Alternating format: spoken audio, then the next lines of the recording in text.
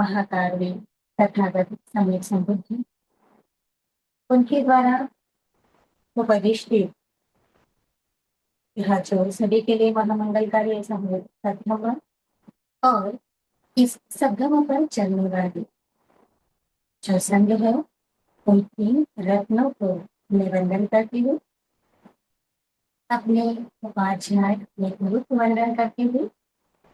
आप सभी श्रद्धावान और पुण्यवान उपासक और उपासिकाओं के प्रति बहुत बहुत मंगल कामनाएं करती हूँ। और आज की जो धर्म देशना है शुरुआत करते हैं। हम जान रहे हैं बुद्ध शासन के उन तीन उत्तम स्त्री रत्नों के बारे में जिन्होंने अपने सभी दुखों से मुक्त पाकर निब्बान का परम सुख प्राप्त किया। तो आज हम जिन अरहंत देवी के बारे में जान रहे हैं उनका नाम है कुबेरी। यह जो कुबेरी नाम की जो की महिला है क्योंकि भिक्षुनी बनी नहीं है, तो उसने अपने जीवन में किस प्रकार के दुखों का सामना किया और कैसे उसके पुण्य कर्म के आधार पर बुद्ध धम्म और संघ इन तीन रत्नों की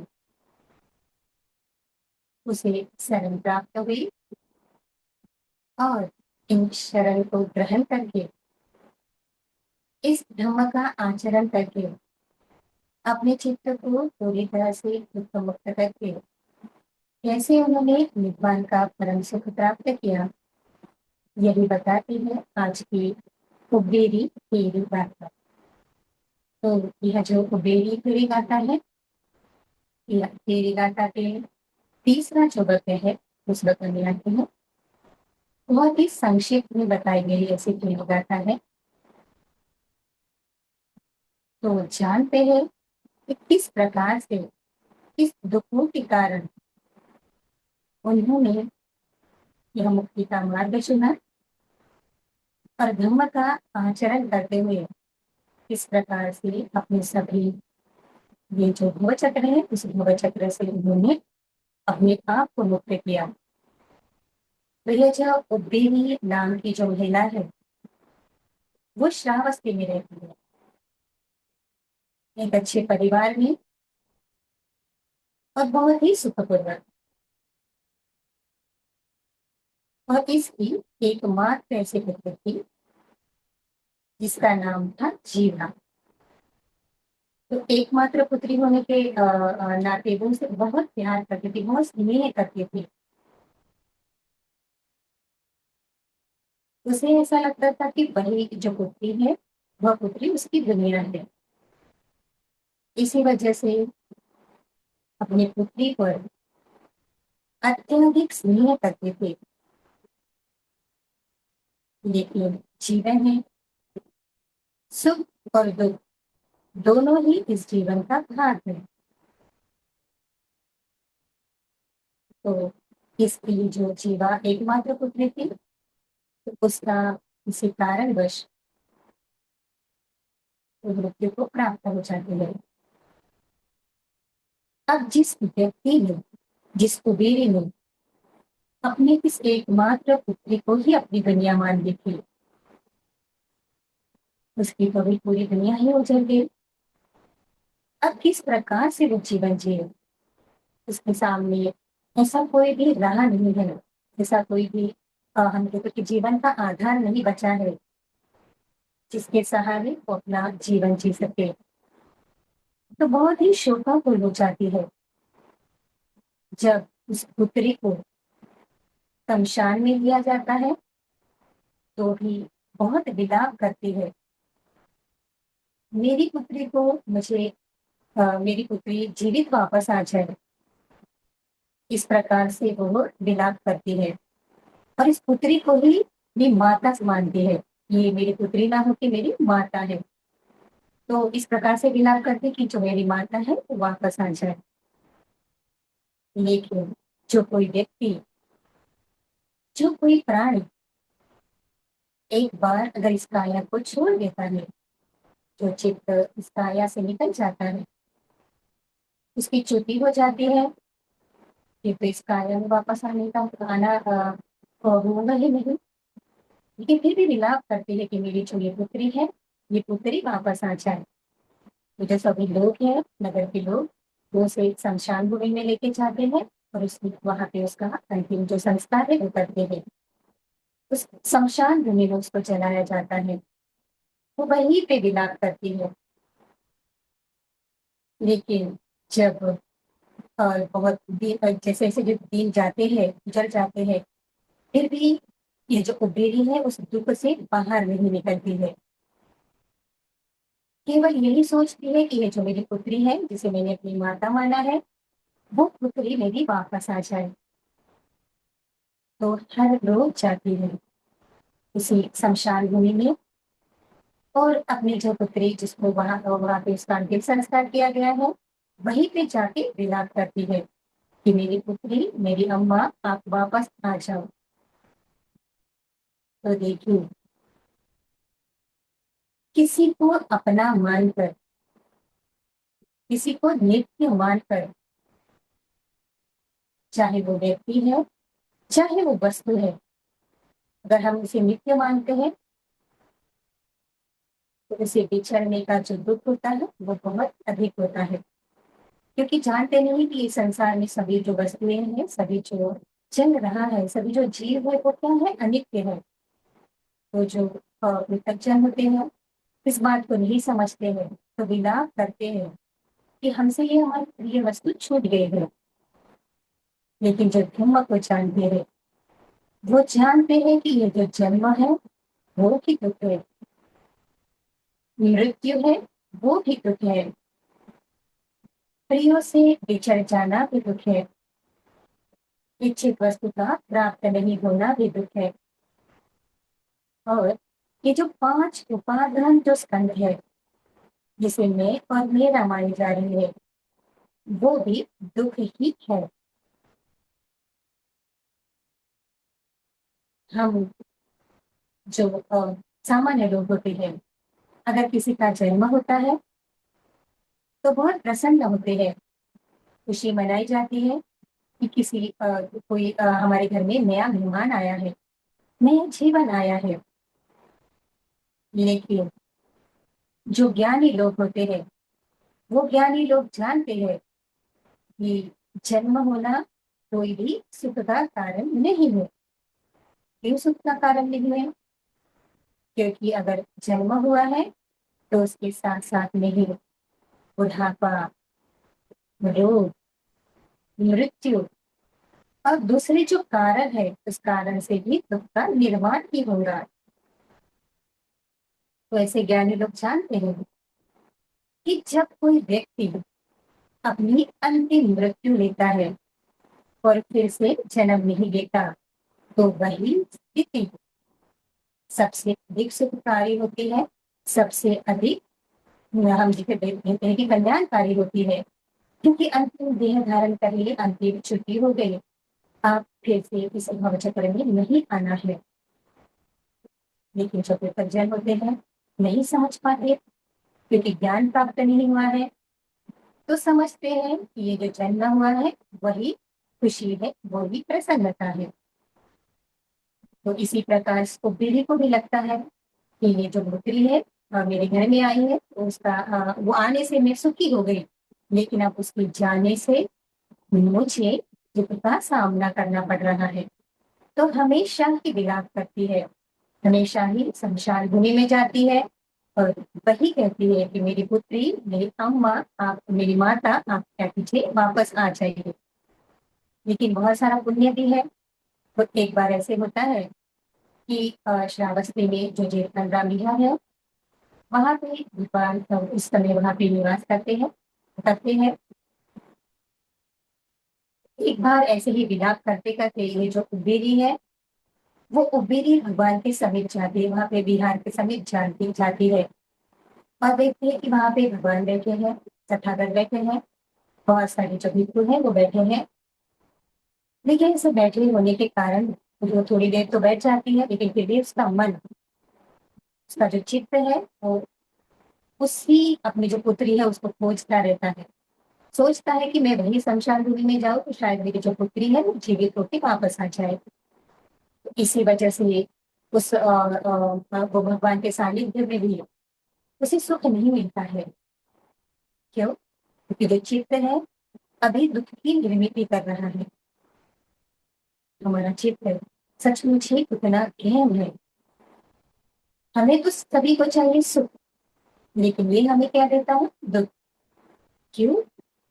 क्योंकि हम नहीं जानते कि ये जो मन में निर्माण होने वाली जो तृष्णाएं हैं वो वास्तव में हमें सुख नहीं देती, वो हमें दुख ही देती है। तो इस प्रकार से अगर किसी के मन में तृष्णा जागे कि ये जो मेरी इच्छा है वो पूरी हो जाए, लेकिन निसर्ग का अपना नियम है, अगर वो इच्छा पूरी नहीं होती है तो मन में दुख की निर्मिति होती है।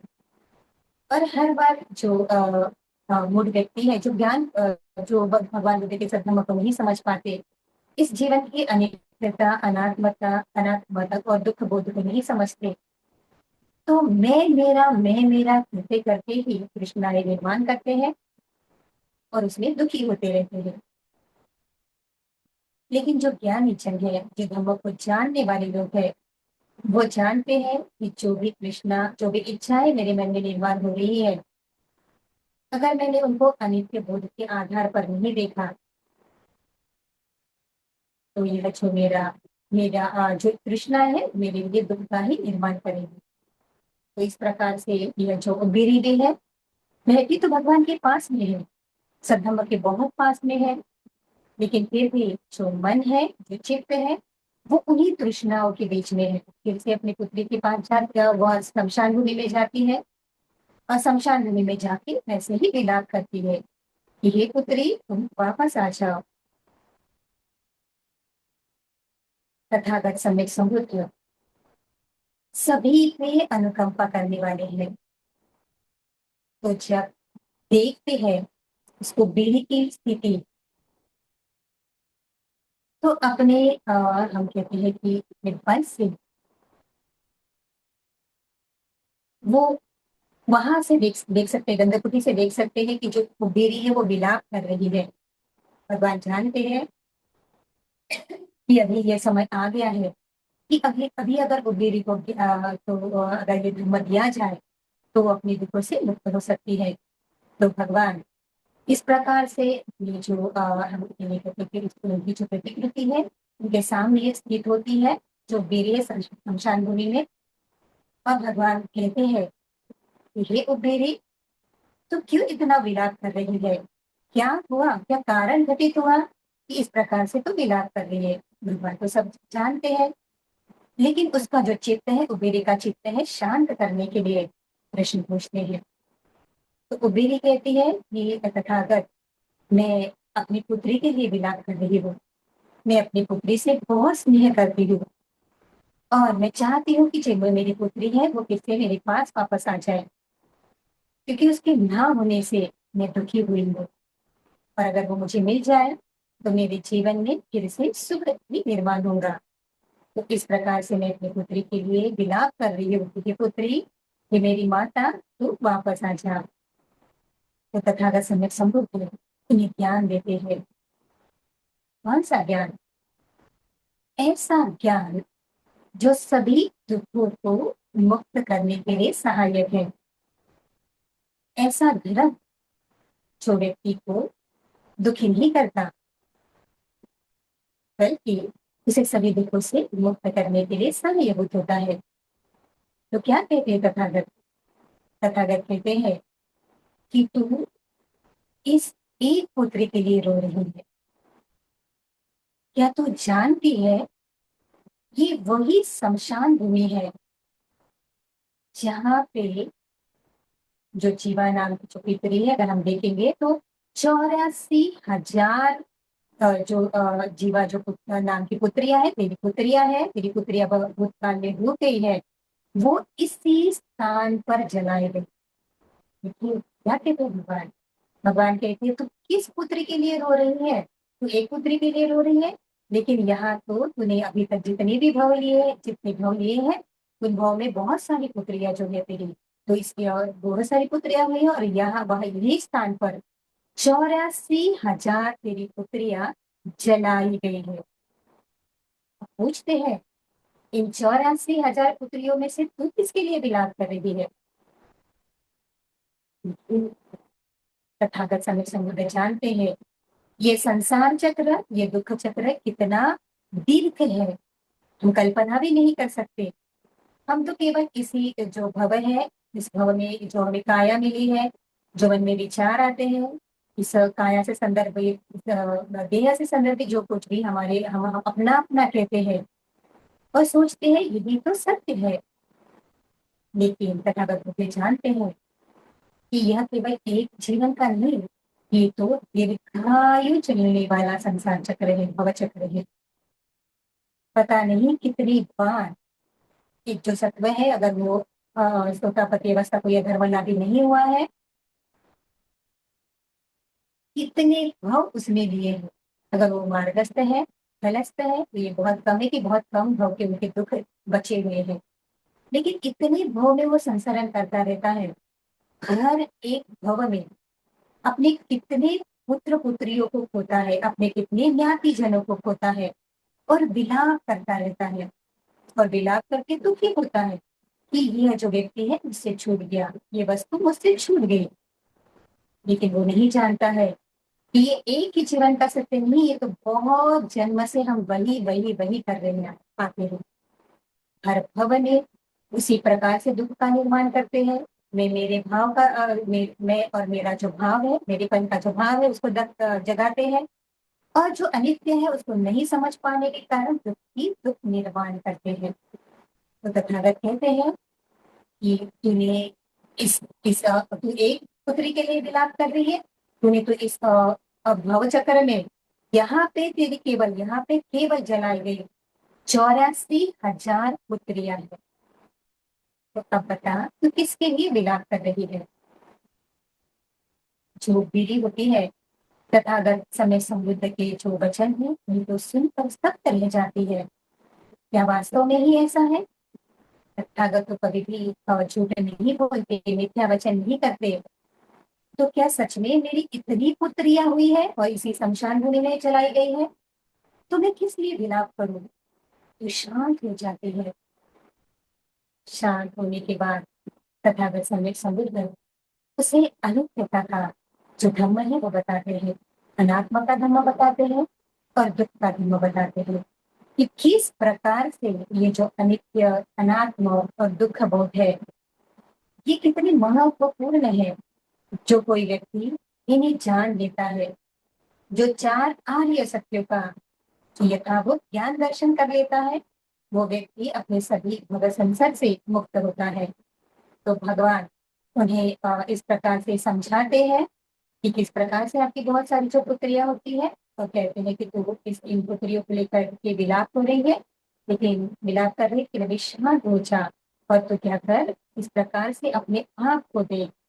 तो भगवान बुद्ध जब उपयुक्त ऐसे वचन सुनकर जो उद्वेली होती है, वो उद्बोध होती है, उसे उद्बोध होता है, और वो जानती है कि किस प्रकार से ये जो भवचक्र है, वो भवचक्र मुझे इस दुख चक्र में बांधे रखता है। तो क्या कहती है, अम्म जीवातीवनं कंदसी अत्तानं अधिगच्छ उब्बेरि चुल्ल स्थिति सहस्राणि सब्बा जीवत सनामिका एतम वराहने दड्डा तासम कमनु सोचसी। तो क्या कहती है? तो कहती है, जब भगवान कहते हैं कि उब्बेरी तू रो रही है, कह रही है कि मेरी बेटी अभी भी जीवित है, ऐसा सोच रही है।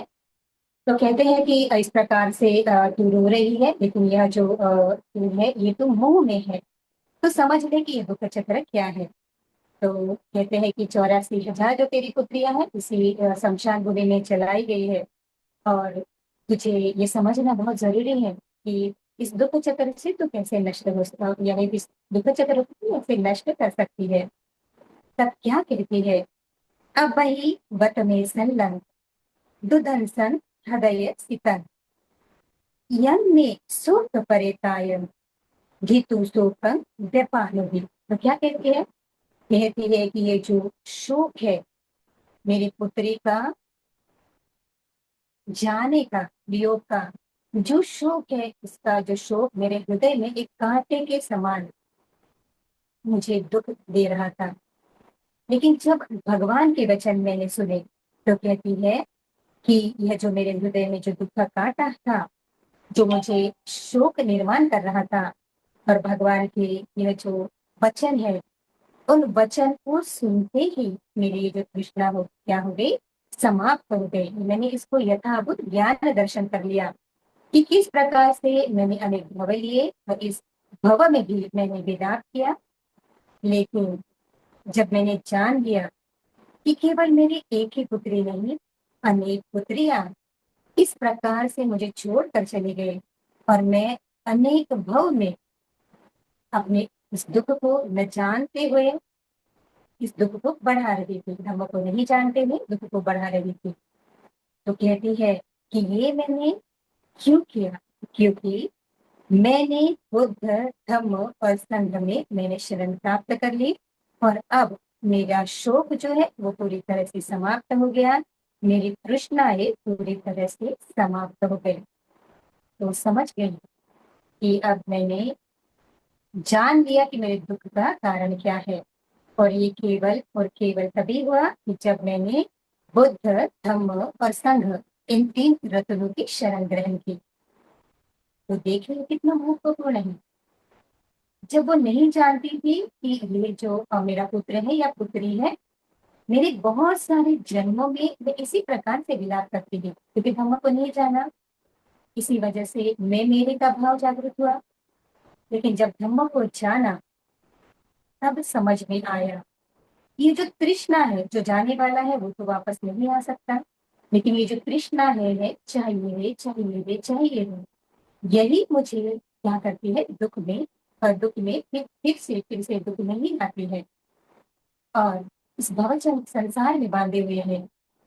लेकिन जब मैंने इन तीन रत्नों की शरण ग्रहण की, इस धम्म को जाना, उसका यथाभूत ज्ञान दर्शन किया, अनित्यता को जाना, अनात्म को जाना, तो दुख का भी भली प्रकार से बोध हुआ।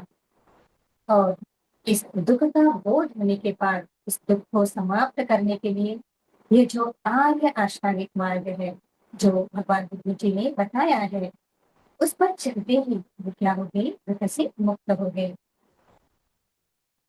तो ये केवल एक ही निगाह के बारे में नहीं है, बहुत सारे जो हम बुद्ध शासन में जब तथागत सम्यक संबुद्ध थे, केवल एक बुद्ध के बारे में ही नहीं है, बहुत सारे जो अनगिनत, हम गिन भी नहीं सकते इस प्रकार से सम्यक संबुद्ध हुए हैं।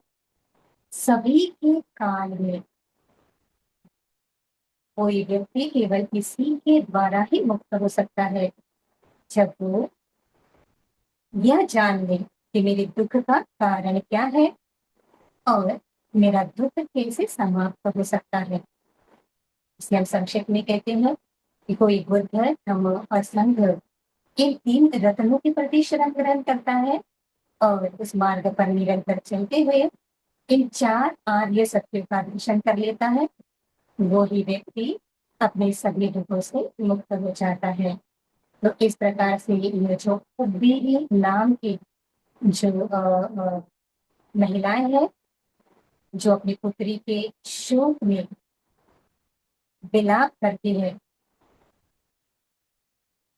जब तथागत सम्यक संबुद्ध के संपर्क में आती है, उनसे धम्म सुनती है, श्रवण करती है, और अपने पुण्य पारमिताओं के आधार पर इस दुख को समाप्त कर लेती है, तो वो परम सुख निब्बान की प्राप्ति कर लेती है। इसका अर्थ है अभी संपूर्ण जो भवचक्र है वो भवचक्र समाप्त हो गया।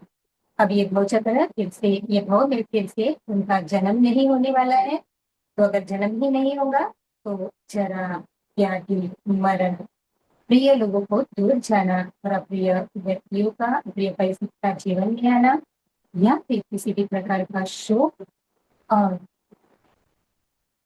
साथ ही साथ ये जो 5 उपादान स्कंद है, जो दुखी है वो भी तुमसे निर्माण नहीं होने वाले। तो इस प्रकार से जो कोई व्यक्ति इस धम्म मार्ग पर चलता है, वो अपने दुखों से मुक्ति पा लेता है, दुखों को अंत कर देता है और इस तरह से वो परम सुख की प्राप्ति कर लेता है। तो मेरी जो अभिनंदन देवी है, उन्हें कोटि-कोटि वंदन करते हैं और इस प्रकार से जितनी भी अनंत देवियाँ हैं, जिनके बारे में हम श्रवण कर रहे हैं और हमें यथार्थ रूप में जीवन की सच्चाई के बारे में उनसे उनके द्वारा जो भी बताए गए जो गाथा है उसके बारे में हमें पता चल रहा है, तो हम सभी अनंत देवियों को कोटि-कोटि वंदन करते हैं। साधु, साधु, साधु।